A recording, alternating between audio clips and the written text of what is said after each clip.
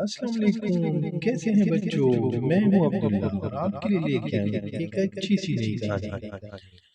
تو ایک تھی گلہری اور ایک تھا اس کا بچہ۔ بچے کا نام گلو تھا۔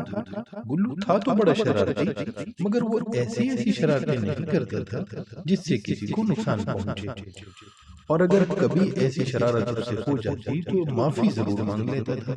گلو کا گھر شیشم کے درخت پر بنا ہوا تھا اور اس کے ساتھ ایک نہر بہتی تھی۔ گاؤں سے شہر جانے والے بہت سے لوگ اس درخت کے نیچے آ کر رکتے، نہر کا ٹھنڈا پانی پیتے اور آگے چلے جاتے۔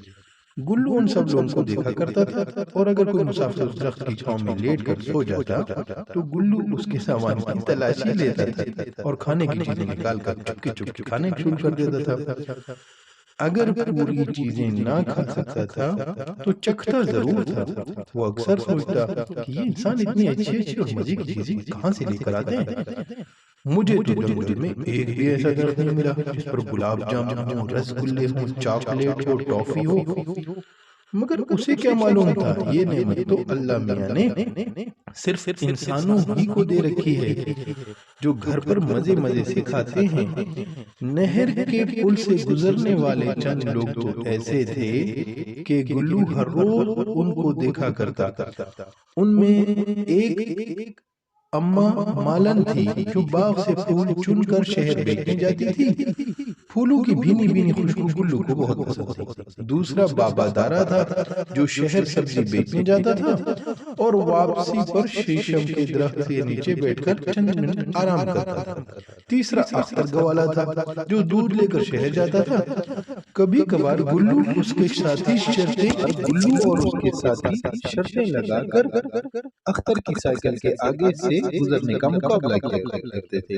ایک روز گلو اپنے دوستوں کے ساتھ درخت پر پکڑم پکڑائی کھیل رہا تھا کہ اس کی نظر شہر سے آنے والے راستے پر پڑی اور ایک آدمی سائیکل کے پیچھے ایک بڑا سا ڈبہ رکھے آ رہا تھا۔ گلو اور اس کے ساتھی کھیل چھوڑ کر اس آدمی کو دیکھنے لگے کیونکہ انہوں نے اس آدمی کو پہلے کبھی اس راستے پر نہیں دیکھا تھا۔ وہ آدمی آہستہ سائیکل چلاتا ہوا شہر سے آ رہا تھا۔ یہ کون ہو سکتا ہے؟ گلو نے سوچتے ہوئے کہا۔ مجھے پتا نہیں یہ کون ہے، گلو کا دوست بولا۔ نہیں مجھے پتا ہے بھائی یہ کون ہے، دوسرا دوست بولا۔ بتاؤ پھر، گلو نے کہا۔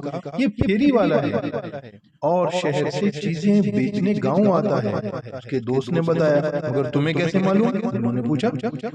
دوست نے کہا مجھے پتا ہے کیونکہ اس کی سائیکل پر جو بڑا سا ڈبہ رکھا ہوا ہے اس میں طرح کی چیزیں ہوتی ہیں۔ کل اس کے ڈبے سے ایک مونگ پھلی گری تھی جو میں نے چکھی تھی، بڑے مزے کی تھی۔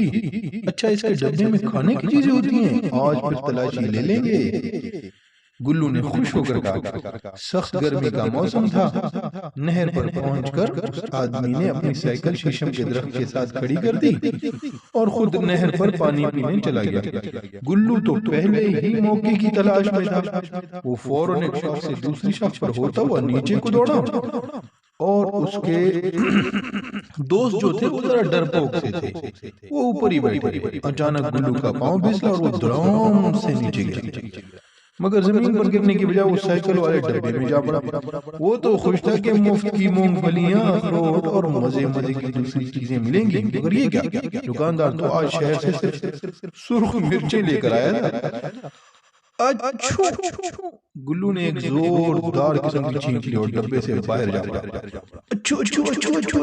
اور وہ چھینکتا ہوا چھینکتا ہی چلا گیا۔ گلو کی سمجھ میں نہیں آ رہا یہ کیا ہو گیا، وہ تو بس منہ کھول کر چھینکتا اور 2 فٹ دور جا گیا تھا۔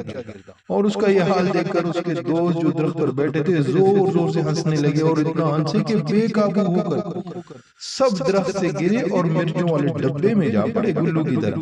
اب تو سڑک پر ہر طرف چھینکے، یہی ہو رہا تھا۔ 7 گلہریاں سڑک پر چھینکتی پھر رہی تھیں۔ پھیری والا جب پی کر واپس آیا تو اتنی ساری گلہریوں کو چھینکتے دیکھ کر ہنسنے لگا۔ اسے گلہریوں کا یہ تماشا بڑا دلچسپ لگ رہا تھا۔ ہنس کر اس کے پیٹ میں درد ہونے لگا۔ ہنستے سے اچانک اس کا پاؤں پھسلا اور وہ مرچوں والے ڈبے سے جا ٹکرایا۔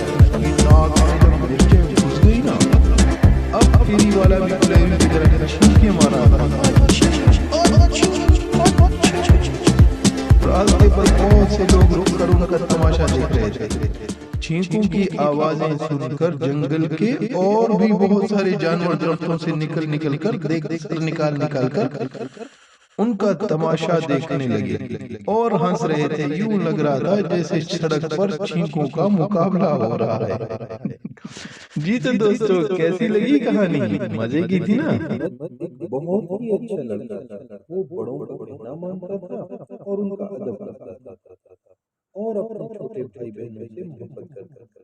احمد کی امی ابو اس سے بہت خوش تھے کیونکہ احمد ہر وقت ان کی خدمت کے لیے تیار رہتا تھا. جب بھی امی یا ابو اس کو کسی کام کا کہتے، احمد سارے کام چھوڑ کر ان کے بتائے ہوئے کام کو پورا کرتا تھا. ایک مرتبہ احمد کی امی بیمار ہو گئی. وہ بستر پر لیٹی ہوئی تھی. انہوں نے احمد کو بلایا، بیٹا احمد ادھر آؤ. احمد نے ادب سے کہا، جی امی جی. اپنی امی کے پاس آ کر ان کا ہاتھ چوما.